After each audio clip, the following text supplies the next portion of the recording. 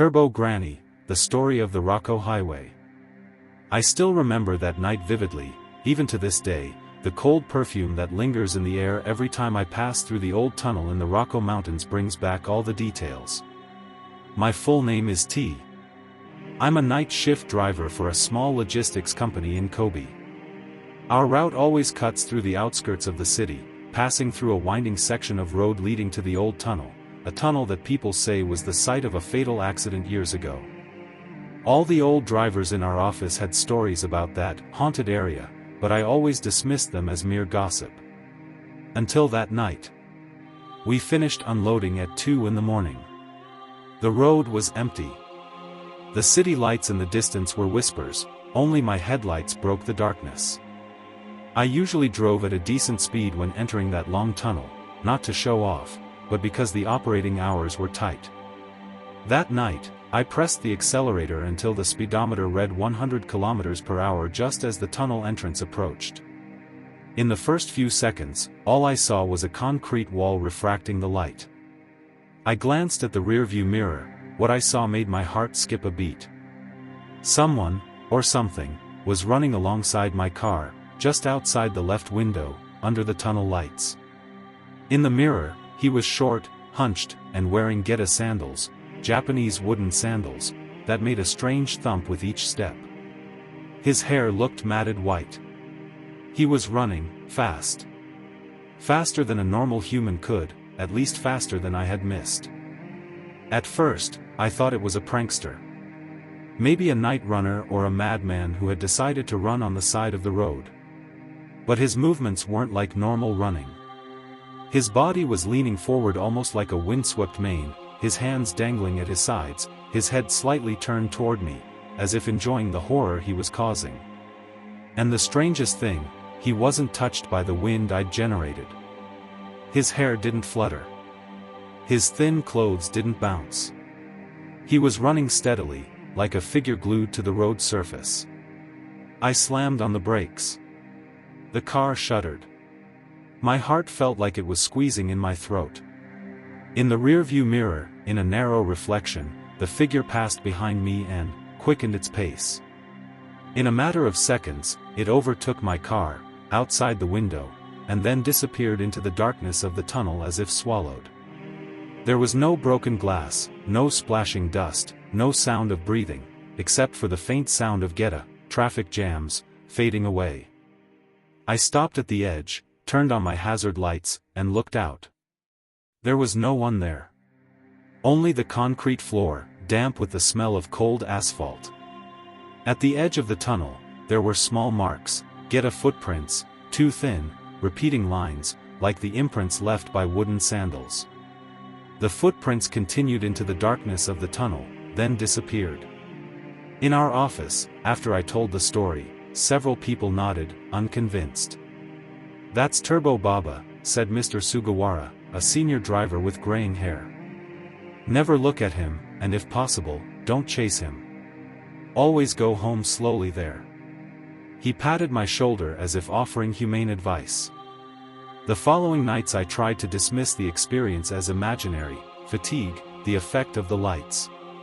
But my phone kept ringing at night, from friends who said they'd seen similar things on other roads, grandmothers jumping out car windows, grandmas overtaking motorbikes on the freeway, grandmas standing in the middle of the road and disappearing on approach. The stories coalesced into a pattern, the image of an old woman running at unnatural speeds, appearing at certain spots common to night drivers. I looked into it.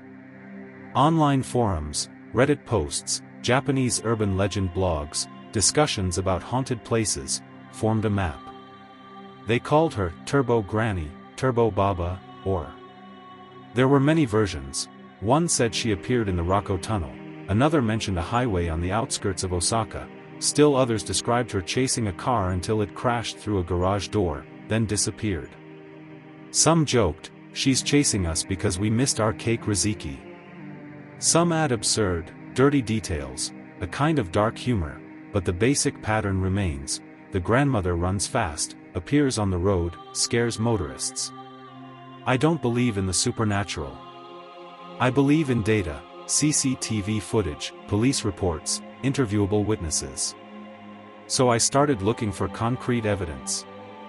I drove again, this time with a small dash cam. I chose a quiet night, the same time, at a reasonable speed. The dash cam recorded the raindrops hitting the glass, the dust dancing in the headlights. And then, again, at the edge of the tunnel, the trail appeared, a shadow outside the window, moving quickly, barely captured.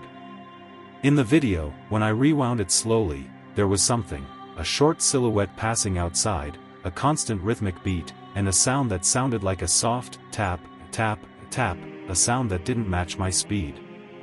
I took my footage to the local police station. The officers looked at it and frowned.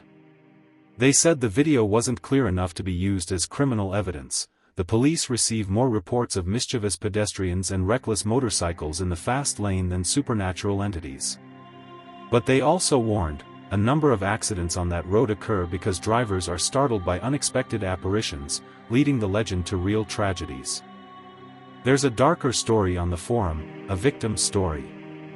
A young man, he said, was driving down a narrow road when the figure of an old woman suddenly appeared beside him. He claimed to have swerved, hit a guardrail, and his car careened into a ravine. The young man survived, but after a while he became lost for words and kept saying, "He said she's dead." Another version mentions a little girl who disappeared near the train tracks, and afterward, residents often saw the old woman running along the tracks, as if searching for something. Rational explanations involve accidents, illusions of light, the appearance of middle-aged people crossing, but some accounts carry a different flavor, a sense that something needs to be found, followed, or removed from the road. Uncanny Japan Podcast. I don't want to turn fact into myth. But the night I saw her, there was one thing I couldn't ignore, the look in the figure's eyes as she turned toward me, not angry, not sad, more like a cold observation, as if checking to see if I understood something. Her eyes, though dim in the reflection of the glass, seemed to demand answers. After that incident, I began to delve into the history of the area, old newspaper archives, community forums, conversations with villagers. I met Mrs. Mariko, the keeper of a small grocery shop near the entrance to the old street.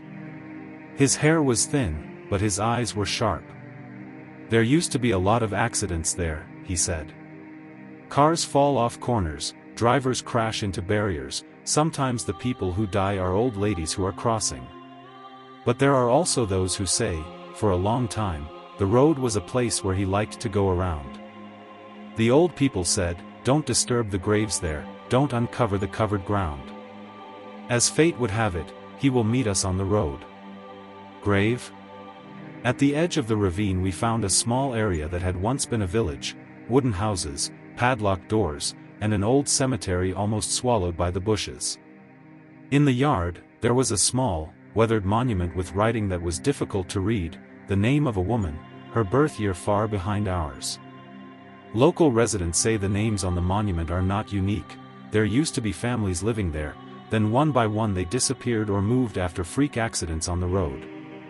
There are also whispers that the grandmother in the graveyard was once taken by a fever, or perhaps by a human, no one knows for sure. Is Turbo Granny real? It depends on how you interpret the word real. Physically, I have a blurry video and get a footprints. Socially, there are dozens of similar accounts on forums, unknown witnesses sharing similar motives. Historically, there are traceable locations and events, accidents, graves, and oral histories. If that's enough to say it's real, then yes, there's a recurring phenomenon, impacting real people, and leaving real consequences. Otherwise, perhaps we're just seeing cultural effects, imaginations conjuring trauma, friends from the past become road monsters. I'm writing this not to scare you, but to record. There was a night when I accidentally drove through that tunnel again, this time with my wife. She was asleep in the passenger seat. I thought I was immune, but my heart still fluttered when that strange shadow appeared in the rearview mirror. This time I didn't brake. I turned once, looked back, and when the figure turned again, I felt something, not a threat, but a demand. It was as if it were saying, "Find her. Bring her back." Then the figure darted forward and vanished like the evening smoke. A few months later, a local newspaper reported a missing girl found, but the story began with a driver reporting seeing an old woman crouching on the side of the road as if digging for something. The search team found the remains of toys hidden in the bushes near an old, abandoned grave. Was it a coincidence? Did Turbo Granny lead them there? I can't answer. But I do know one thing: every time I pass that road, that tunnel, I feel a gaze fixed on me, not like eyes that want to hurt, but eyes that demand that something old be done. Now, I'll close this story with a note: if you have to pass through the old tunnel at night during off-peak hours, slow down, don't turn on the bright interior lights, and if something appears beside you, don't immortalize it with laughter. Sometimes, the old folks say, it's better to duck and give way. They say the old woman had a reason for running. And that reason might be older than we are.